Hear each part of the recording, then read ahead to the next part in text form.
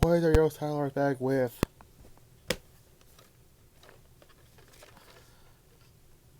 WrestleMania 20 review? Oh.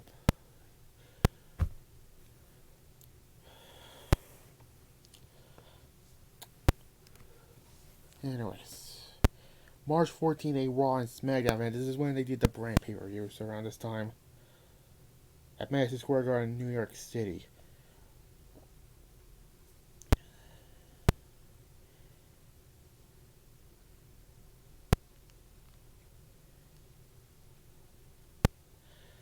And is where it all begins again.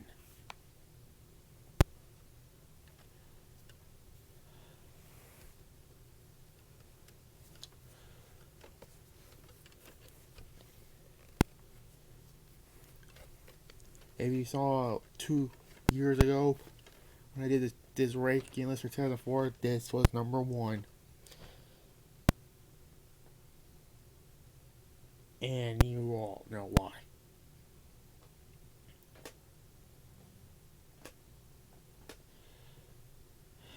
So yeah, this is amazing show. And let's just get on to it. I was supposed to do this last night, but I got tired, so yeah, whatever. We'll do it now. Anyways, John Cena defeats the Big Show to win the United States title. It's John Cena's first of 5 U.S. title reigns, I believe. Yeah, and this is the beginning of the rise of John Cena as a babyface, and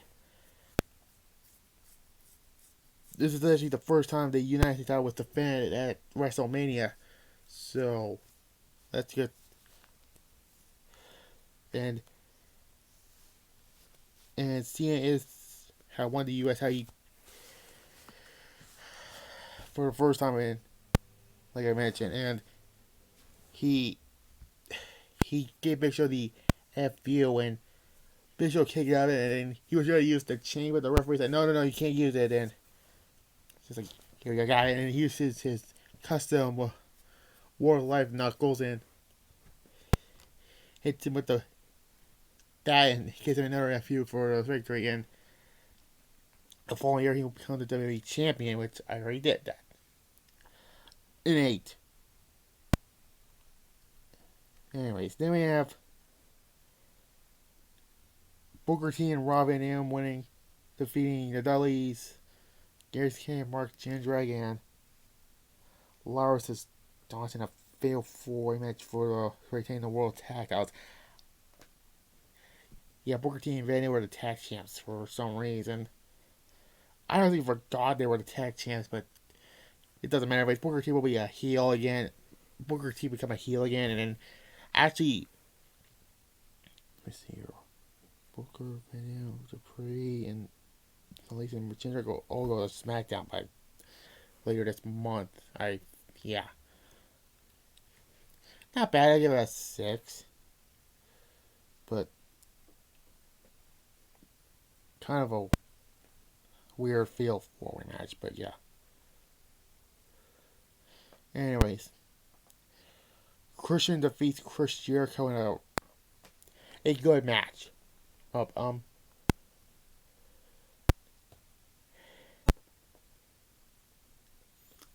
This unfortunately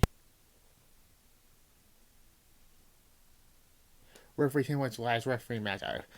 Yeah, because the last time he was a referee was that Hell in a Cell match at Judgment 2 years ago with Triple H and Jericho, which he got injured in that match, and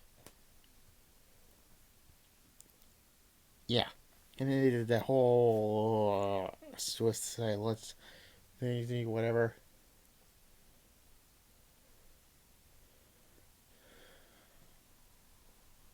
But yeah, Trish would turn on Jericho post match, but yeah, a 7.5, Andy. Anyways, evolutions of Batista, Randy Orton, and Ric Flair defeats the Rocket Sock Connection in a handicap match.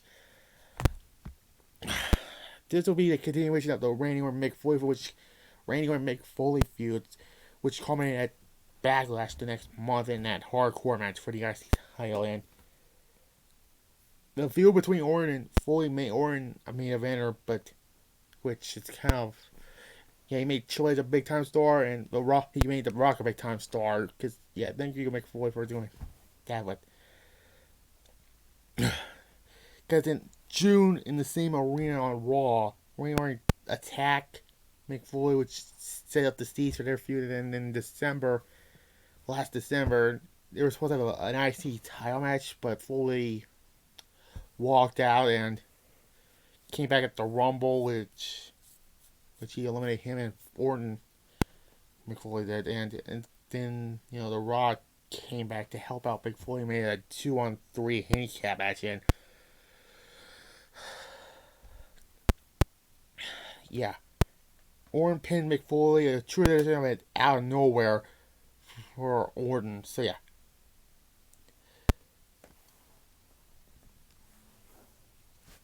Yeah. So yeah, and there was a part where Rock saw the Hurricane Rosie, like, look at there's the Hamburglar. Hilarious.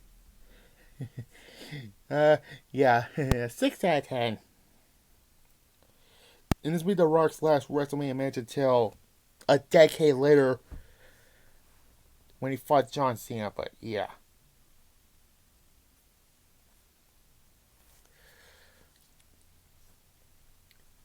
And then we get one of the few cool down matches. Tori Wilson and Sable defeats Miss Jack and Steve Killer in a, yeah. I mean, Tori did a crossbody, which this only gets a 2. And I'm being generous to that.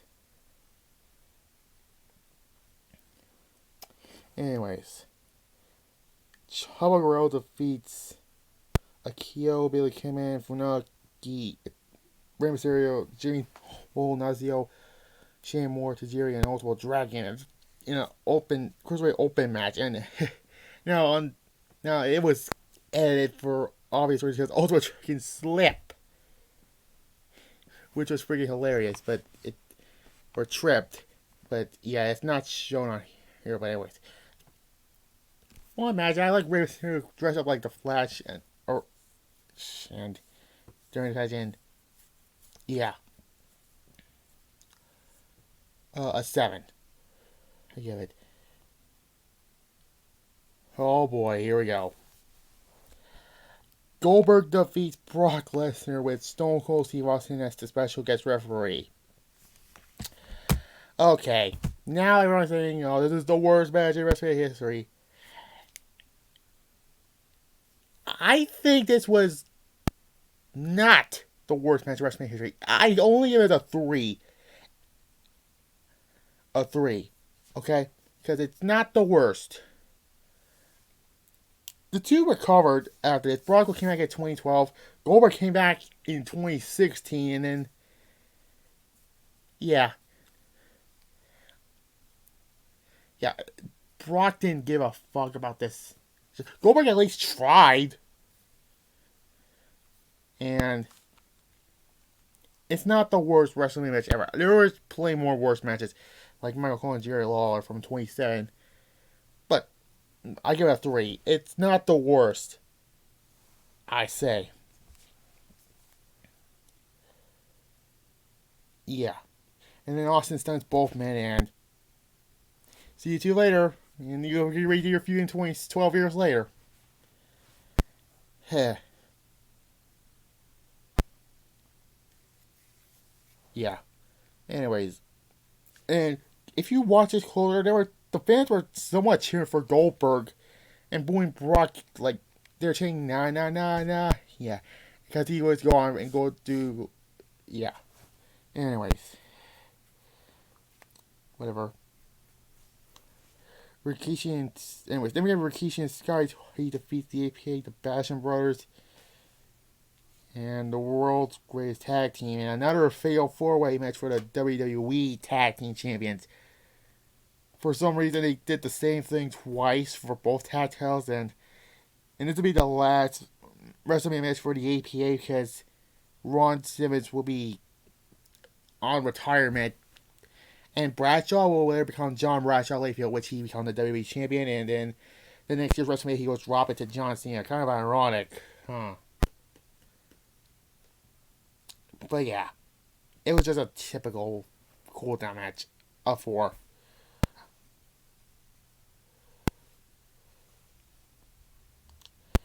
Anyways, Victoria defeats Molly Holly to retain the women's title in a hair versus title match, and yeah, that's another. It was just before the WWE Championship match, and a 4.5. It was okay for what it was then. And then, kind of ironic, they did the same thing like they did 2 years like Judgment Day when during the entrance curtain I was like, "Yep, I've been there before, woman." Yeah, yeah. Now we get to the best. No, the last. Then we get to the SmackDown main event. Sorry. Eddie Guerrero defeats Kurt Angle to retain the WWE Championship by lying, cheating, and stealing. Eddie won the title at No Way Out. Kurt Angle won a number 1 contenders match at No Way Out as well, by defeating John Cena and the Big Show. So Kurt turned heel again, and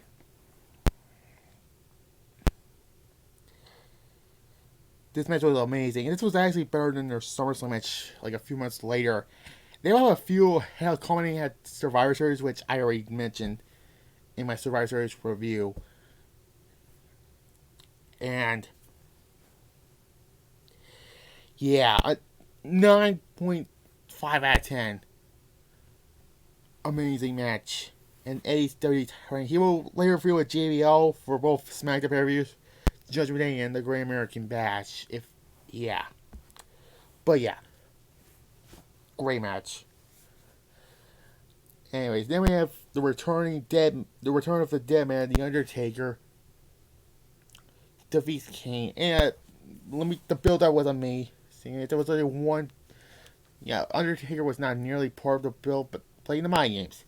Because at Survivor Series, back in November, Kane calls Undertaker the Buried Alive match against Vince McMahon. Kane said and that I buried alive at Survivor Series. And he said, we were monsters. But my brother committed the ultimate sin. He betrayed himself. He became one of you. And at Royal Rumble, Kane was just dominating people. And then Dong, the beginning of the mind games route, and then and came to mind games. And I buried the Undertaker alive. The weeks you see signs of your return. It's gonna take more than this to intimidate me. And he said, the Undertaker's dead. And Kane comes out. And I love the entrance with the entrance has like a New York City kind of feel, and then his entrance like the whole city's being burned. And when that was pretty cool. I love the set he did, and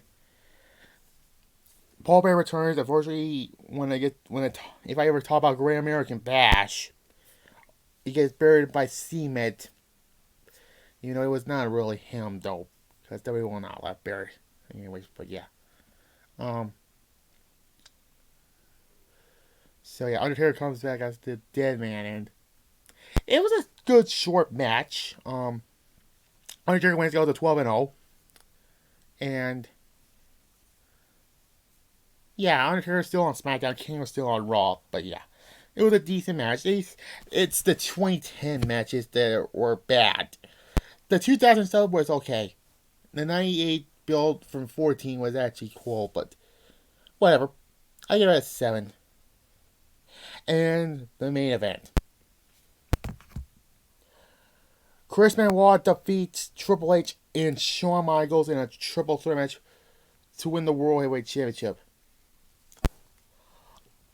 The best triple threat matches ever, and Chris Benoit finally becomes the World Heavyweight Championship. Even though he should have won the WWE Championship back when he came to the WWE, but whatever. But Benoit finally comes to the World Heavyweight Championship. He made Triple H tap out to the crossface, and this was reasons why this is my opinion the last great WrestleMania. 5 stars, a 10 out of 10. This was amazing,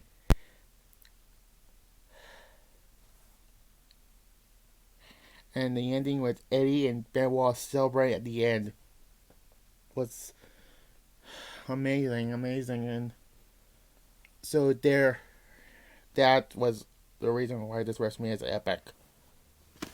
And the last great WrestleMania, honestly. I give this a 9.5 out of 10. There was not one dud on this WrestleMania, so that's a good sign. So yeah.